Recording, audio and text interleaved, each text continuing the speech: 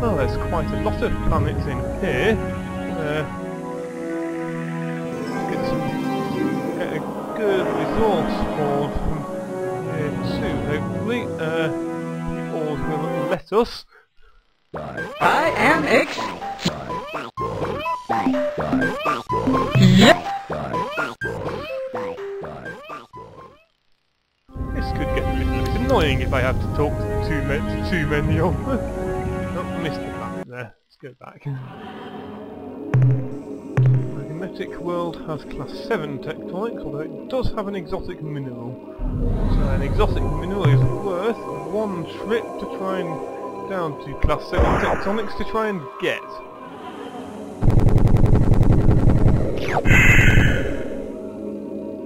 And we've got it without losing anyone. Well done, me. So, ores are out on the way, more ores coming in. On to the next inner planets. Oh, more ores. I am. Yep.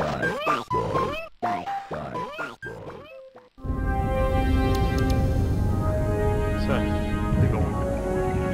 That appears to be a gas giant, so we'll go straight past it. Just double checking that it is indeed a gas giant, we will carry on straight past it. Given that there's no moons here, we now want to go to that green one.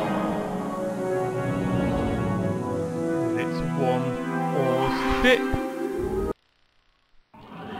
And this is another magnetic world, only class 5 tectonics, again more exotic minerals, so go down and get that, and might get a bit of the base metals as well if it's safe enough, and then leave. Avoiding the ores again. No, he seems to be following. No, he's not quite following us, he's just leaving the planet, so next one in is that purple one. Three. I didn't actually see where number 4 was as I was going past. I'll have to look for it again. What's on here? Ultraviolet world. Bit of radioactives again, that's going to be worth going down for. Yeah, I'll see if I can pick up that base metal as well, given the quality here gives us fuel usage of 3. That on in is, I think it's that purple spot over on the left. Now this blue one, that is probably the actual homeworld of the Androsynth. It's blue, and all the other homeworlds we've been to so far were also blue. Ores around it. There's also a moon. Is a lanthanide world with class 7 tectonics, so again, not going to go down there. There's no exotic minerals this time, so I'm not going to go down there. Now, let us visit this blue world. Scan telluric world. Minerals, some base metals, energy, quite a lot of energy. Biology, a little bit. Safe to land on apart from possibly the biology, so let's do that. Investigate all the energy signatures. Biology looks safe enough as well, it's not hostile even after being attacked. Right, I'll go and get all of these first and then investigate these ruined cities so I can cut out all of this biology getting. And just show you the interesting bits. Right, where's the next? Oh, no, I have hit a city, so we have a report from the surface. Xeno-historian Kilgore here, sir. We have confirmed that these ruins are the remnants of the Androsynth culture. From the mass destruction we have witnessed, we can only assume that there was some kind of huge land war here within the past 5 years. However, there is no signs of orbital bombardment or invasion from space. Just a whole mess of buildings shot to pieces. Probably the weirdest thing we've seen, or not seen, are corpses. There aren't any. It's as though something appeared out of nowhere, blasted everything with nuclear bazookas, then grabbed all the Androsynth and disappeared. An additional report, sir, from Science Officer Bukovsky. We have located an Androsynth scientific research station, and I have been trying to make some sense out of what is left of their central computer. As far as I can tell, about 7 years ago, the Androsynths began experimenting with something they call dimensional fatigue phenomena. That's interesting. That was what the dimensional fatigue was what the Aralu mentioned as being how the quasi-space portal generator works. So it's like the Androsynth were investigating that as well. So more from Bukovsky. I can't figure out what this dimensional fatigue is, or DF as they call it, but maybe if we explored another city I would be able to find more information on this subject. So, let's explore some more cities as well as getting rid of collecting the biological data so we can sell it to the Melnorme. So I want to get the biological data before I finish exploring the cities in case I get an auto take-off like I often got when we've hit strange energy signatures on planets. So avoid the cities again, get the biology.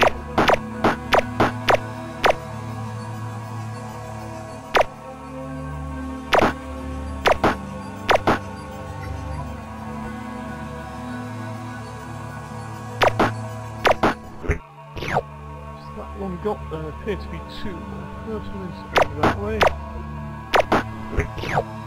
Second one, if I carry on this way, is here.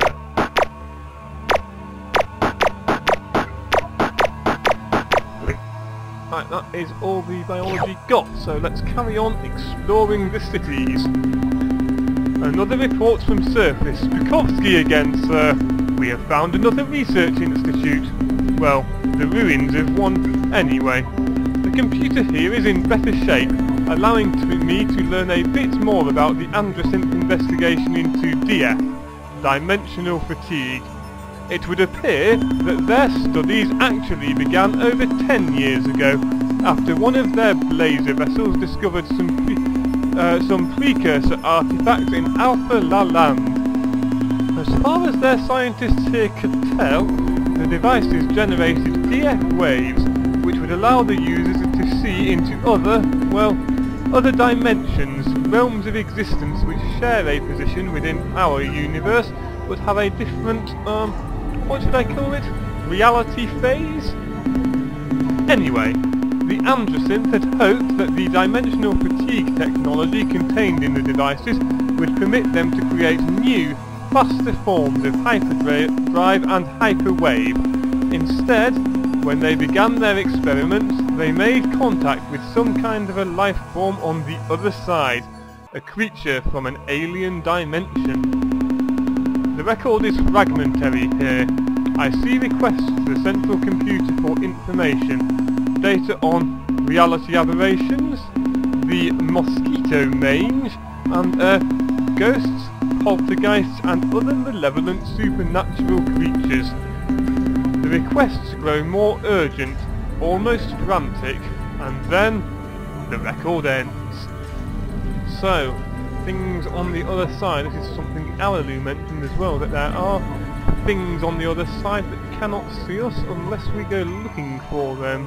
If we go looking for them, they can see us, and we don't want that to happen. So, perhaps when the Androsynth went, this is what happened to the Androsynth. They went looking and something saw them. That's actually what the Aralu said. They went looking and something saw them, and now there are no more Androsynth and only ores. So it looks fairly obvious what happened here. Let's investigate some more cities just to be sure. Report from the surface again. Captain, this is Ensign Hawthorne standing in for Bukovsky. Sir, Bukovsky has found something, but in the process he has grown kind of nuts. When we first got to this city, Bukovsky went wild because the science centre was pretty much intact. He locked himself in their computer control cabin and spent about 10 hours alone in there. We could hear him mumbling to himself. Then his speech got louder until he was shouting. He was scared, sir. Damn scared. We finally decided that we'd better check up on him.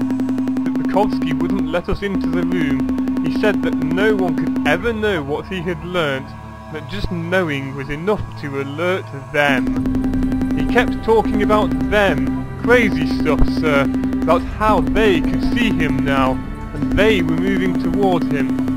Then Bukowski started thrashing about around the room, screaming that he had to destroy everything, but before they saw us too. He did a lot of damage to the Androsynth's computer before we stopped him, and I guess he must have hurt himself in the process. He's cut up pretty badly. You know, it's strange. He must have hurt himself worse than I thought.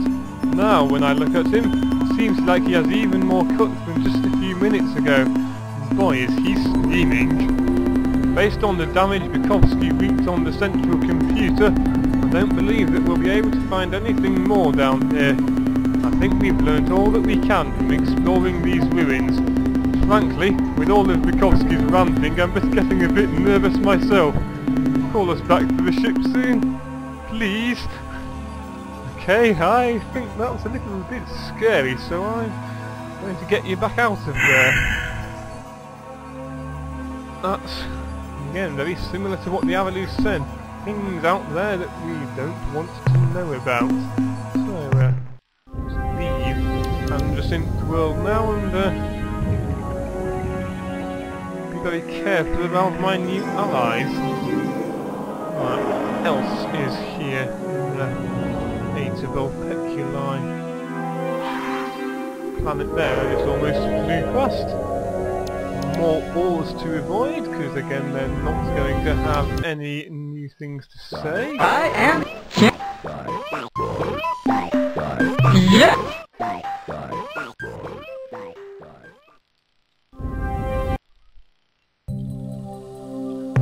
Is a carbide world. That means that there's nothing on here.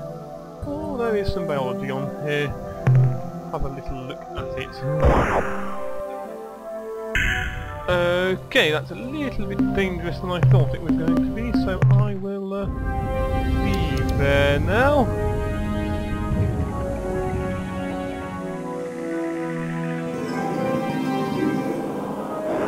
And head on out to planets I haven't been to.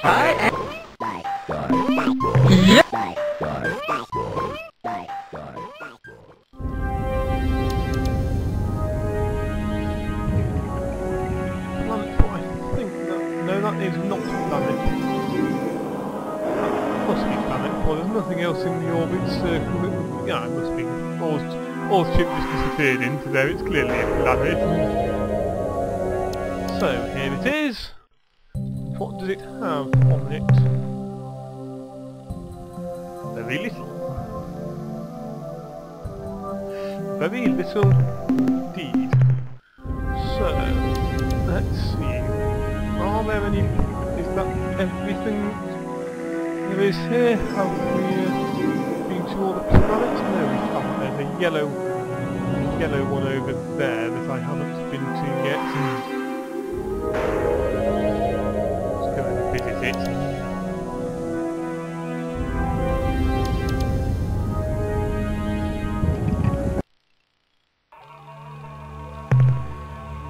Lanthanide world, it's got class 7 tectonics and it doesn't have any exotic minerals, so it's not somewhere that I'm going to go to.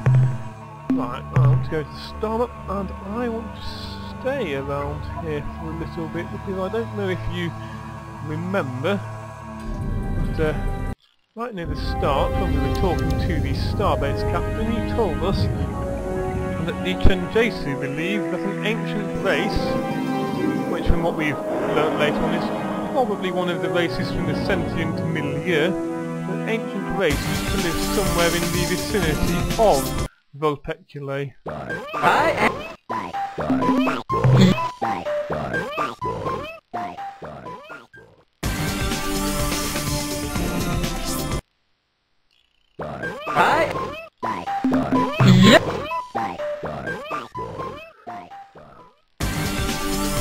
An ancient race used to live in the vicinity of the Petulate, but very little research could be carried out because the Androsynth were in the area. Now that the Androsynth are no longer in the area, I'll fly around and see if I can find the remnants of this ancient race. What I have found is the Milnor, mate.